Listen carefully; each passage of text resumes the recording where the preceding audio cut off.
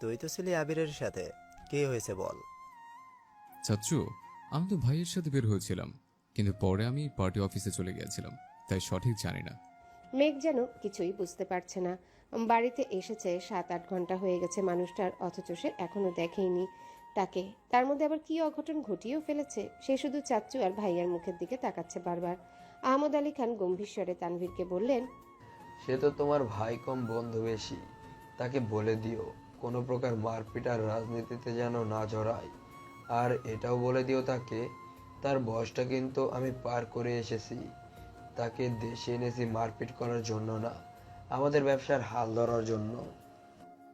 আসলে বড় আব্বু সামান্য হাত কেটেছে ভাইয়ার।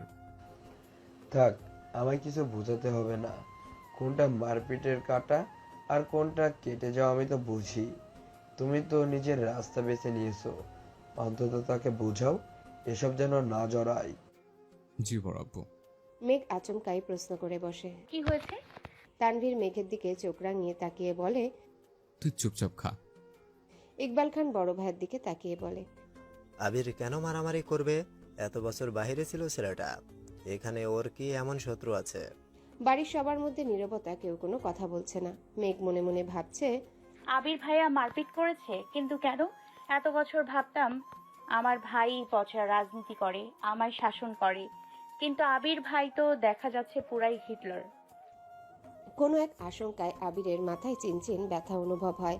ভীতিতে রুদ্ধ হয় তার শ্বাস। বারান্দায় দাঁড়িয়ে আনমনে কি যেন ভেবে যাচ্ছে আবির। দূরে ওই চাঁদটার দিকে তাকিয়ে আছে চক্ষু যুগল। এক মুহূর্তের জন্য সরছে না, পল্লবও পড়ছে না একটিবার তার দুর্বোধ্য দৃষ্টি। হঠাৎ কারো অস্তিত্ব বুঝতে পেরে সাবলীল ভঙ্গিতে নড়ে চড়ে দাঁড়ায়, দৃষ্টি সরিয়ে নেয় চাঁদ থেকে, ঘাড় ঘুরিয়ে দেখে নেয় মানুষটাকে, তারপর ধীর স্থির কণ্ঠে জানতে চায়। কিছু হয়েছে? তানভীর সরল মনে বলে, বড় আব্বু বুঝতে পেরে গেছে তুমি মারপিট করেছ, তাই তোমাকে সাবধান করতে বলেছে যেন মারপিট আর রাজনীতিতে না জড়াও। আর কিছু? অবহেলায় প্রশ্নটা করলো আবির। না, তেমন কিছু না, ব্যবসার হাল ধরতে বলল। তানভীর উত্তর দিল, আচ্ছা ঠিক আছে, আর কিছু বলবি?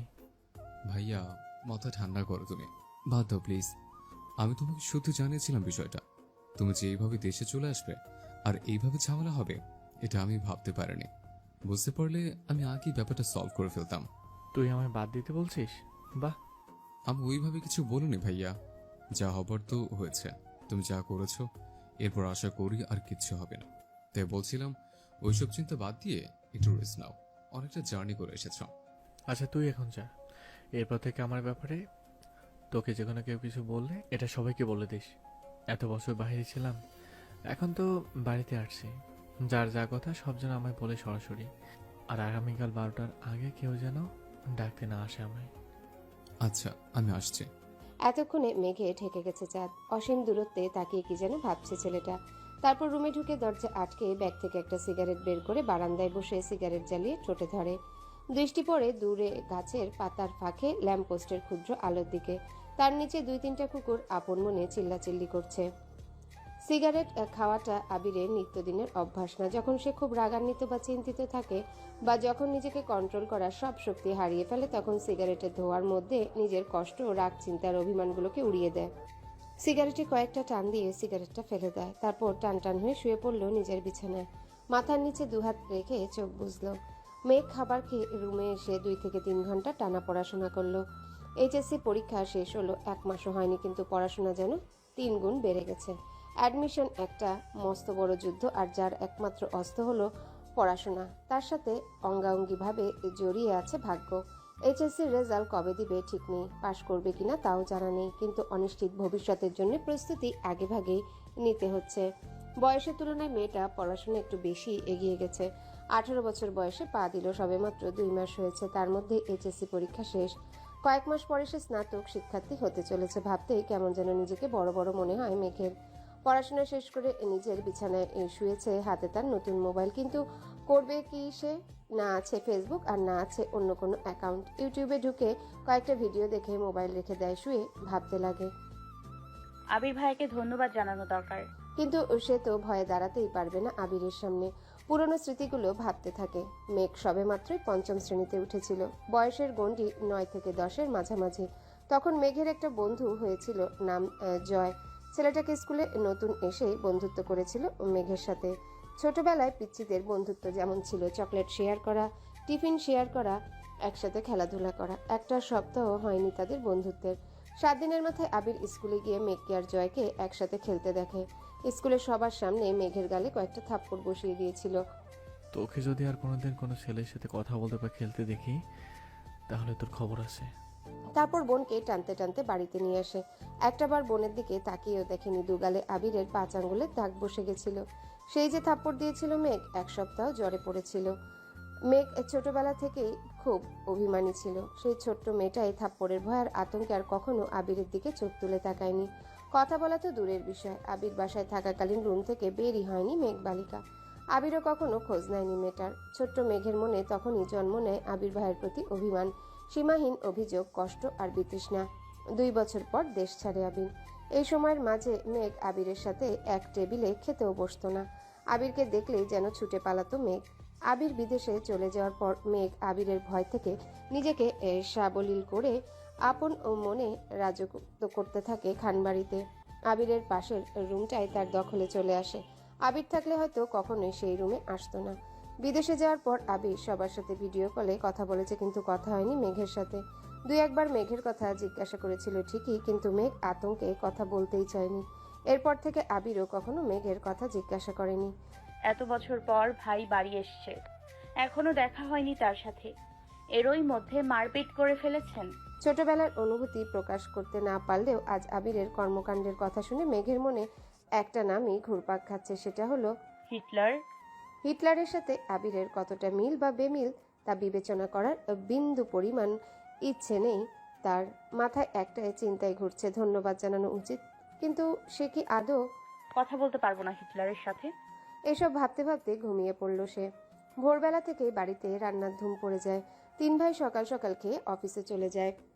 মিম আর আদিও স্কুলে চলে যায়। মেঘ ঘুম থেকে উঠে 8টায়। রাত জাগার কারণে সকালে উঠতে পারে না। মাঝে মাঝে গোসল করে খেয়ে বের হয়, মাঝে মাঝে এমনিতেই চলে যায়। 10টা থেকে 2টা পর্যন্ত বাহিরে কোচিং, তারপর টিউশন শেষ করে বাড়ি ফিরে ফ্রেশ হয়ে খেয়ে একটু ঘুমায়। বিকালে একটু হইচই হই হুল্লোড় করে তারপর পড়াশোনা করে। এটাই তার বর্তমান জীবন। আজও তার ব্যতিক্রম হলো না। খেয়ে কোচিংয়ের উদ্দেশ্যে বেরিয়ে পড়েছে। বাসার গাড়ি তাকে দিয়ে আসে, আবার কল দিলে গিয়ে নিয়ে আসে। ঠিক 12টায় ঘর থেকে বের হয়। আবির ধীর গতিতে নিচে আসে। চিন্তিত মুখ দেখে মা মালিহা খান ভীতস্বরে ছেলেকে জিজ্ঞাসা করেন, কিছু হয়েছে তোর বাবা?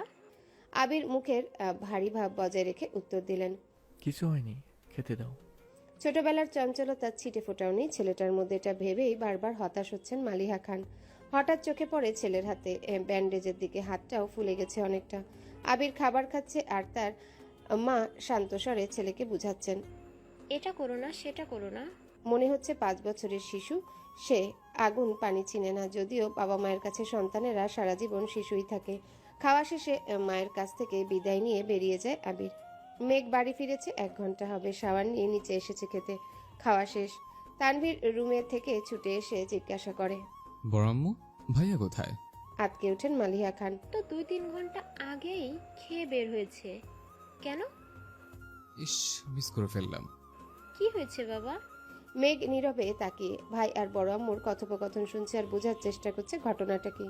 তানভীর ভাইকে কল দিয়ে জিজ্ঞাসা করে, কোথায় আছো? আবির কি যেন বলল, শোনা যায়নি। তানভীরের চোখে মুখে উত্তেজনা স্পষ্ট। বড় আম্মু, আম্মু, কাকিমণি বাইরে চলে গেল। কেউ প্রশ্ন করার আগে তানভীর ছুটে গেল বাহিরে। তার পিছন পিছন মিম, আদি, মা, কাকিরা সবাই দরজা পর্যন্ত গেল। সবার পিছনে মেঘও গেল সেখানে। এরই মধ্যে বাইক বাড়ি ঢুকলো আবির। নীল রঙে চকচকে একটা সুন্দর বাইক, হেলমেটটাও নীল। হেলমেট খুলতে খুলতে তাকায় বাড়ির মানুষের দিকে। মেঘ অপলক দৃষ্টিতে তাকিয়ে আছে। সেই কবে দেখেছিল আবিরকে? সেই আবিরের সাথে এই আবিরের চেহারার কোনো মিল নেই। হেলমেট খোলাতে চুলগুলো এলোমেলো হয়ে গেছে আবিরের। চোখে সানগ্লাস, নেভি ব্লু রঙের শার্ট, কালো প্যান্টের সাথে ইন করে পড়েছে। হাতে কালো ফিতার একটা ঘড়ি, পায়ে শু জুতো। আপাদমস্তক দেখলো আবিরের। হৃৎপিণ্ডের 4 প্রকোষ্ঠ ছটফট করতে লাগলো মেঘের। আবিরের দিকে বিভোর দৃষ্টিতে তাকিয়ে আছে সে। আবির বাড়ির সকলের উদ্দেশ্যে বলল, বাইকটা কিনেছি, কেমন হয়েছে? আবিরের কণ্ঠ মেঘের মনের গহীনে ধাক্কা খায়। এতে হুঁশ ফিরে তার। দাঁড়িয়ে থাকতে পারছে না সে। এক দৌড়ে নিজের রুমে ঢুকে দরজা আটকে শুয়ে পড়ে মেঘ। মিমার আদি হই হুল্লোড় করছে। আবির ভাইয়ার কাছে আবদার করছে ওদের বাইকে নিয়ে ঘোরার জন্যে। মালিহা খান ছেলের পানে তাকিয়ে প্রশ্ন করলেন। বাসায় 2-3টা গাড়ি থাকার পরও বাইক কেন কিনলে? আমার গাড়িতে চলাচল ভালো লাগে না। অবলীলায় উত্তর দিল আবির। পিচ্চিরা খুশি হলেও খুশি হতে পারেননি মালিহা খান, হালিমা খান আর আকলিমা খান, কারণ এই বাড়িতে বাইক ব্যবহার নিষেধ করেছিলেন স্বয়ং আলী আহমদ খান নিজে। তিনি কোনো এক বয়সে বাইকে অ্যাক্সিডেন্ট করেছিলেন, সেই থেকে বাইক কিনা বা বাইকে চলাচল নিষিদ্ধ করেছেন। ইকবাল খানের খুব ইচ্ছা ছিল বাইক কেনার, কিন্তু বড় ভাইয়ের নিষেধ অমান্য করার সাধ্য নেই, তাই কিনতে পারেনি। তানভীর খুব করে চাইছিল বাইক কিনতে, রাজনীতির সুবাদে অনেক জায়গায় চলাচল করতে হয়, বাইক থাকলে সুবিধা হয়। বাবা মোজাম্মেল খানকে বলেও ছিল সে, কিন্তু বাবার এক কথা, তোর বড় আপু বাইক পছন্দ করে না, তোর দরকার পড়লে তুই একটা গাড়ি সবসময় ব্যবহার করিস, তারপরও বাইক কেনার কথা মুখেও নিস না। আবির বাড়ি ফিরেছে 24 ঘন্টা হবে হয়তো, এর মধ্যে বাইক কিনে ফেলেছে। এর পরিণাম কি হবে তা ভেবে ভয়ে আটকে যাচ্ছেন বাড়ির 3 বউ। অষ্টাদশী হৃদয় কাঁপছে, কেমন জানি অস্থির লাগছে সবকিছু। পরিচ্ছন্ন নয়নে তাকিয়ে আছে রুমের জানালার দিকে, দৃষ্টি তার অসীম দূরত্বে। কি জানি কি ভাবলো কতক্ষণ, হঠাৎ ঝলমলিয়ে উঠল মেঘ, সঙ্গে সঙ্গে চোয়াল শক্ত করে নিজেকে নিজে প্রশ্ন করলো, বাই এনি চান্স আমি কি হিটলারটার উপর ক্রাশ খেয়েছি? শ্বাস ঝেড়ে নিজের মাথায় গাঁটটা মেরে মেঘ বলে, ছি মেঘ, ছি, কি সব ভাবছিস তুই? কেউ কি তার চাচাতো ভাইয়ের উপর ক্রাশ খায়? ভালো ভদ্র হলেও মানা যেত, এমন গুরু গম্ভীর বদমেজাজি আর হিটলার স্বভাবের কেউ কি কারো ক্রাশ হয়? যে ছেলে 10 বছরের মেয়ের গায়ে হাত তুলতে পারে সে আর যাই হোক আমার ক্রাশ হতে পারে না। এটা ভাবতেই মেঘের বুক ভেসে আসে কষ্টে। নিজেকে স্বাভাবিক করতে মোবাইল হাতে নিয়ে কল করে মেঘের সবচেয়ে কাছের বান্ধবী বন্যাকে। প্রথম কল দিতেই রিসিভ হয় কল। আসসালামু আলাইকুম, কেমন আছো বেবি? ওয়ালাইকুম আসসালাম, আলহামদুলিল্লাহ ভালো আছি, তুই কেমন আছিস? হঠাৎ আমায় স্মরণ করার কোনো স্পেশাল কারণ আছে? তোর তো আমার ভাঙা ফোন ঠুসটাস বন্ধ হয়ে যাবে। মেঘ রাগান্বিত স্বরে এক প্রকার হুঙ্কার দিয়ে বলে, তুই আজ কোচিং এ আসিসনি কেন? কি যে একটা জিনিস মিস করছিস। কি মিস করছি বলে ভালো বান্ধবী? এখন বললে কি আর সেই ফিলটা পাবি নাকি? আজব।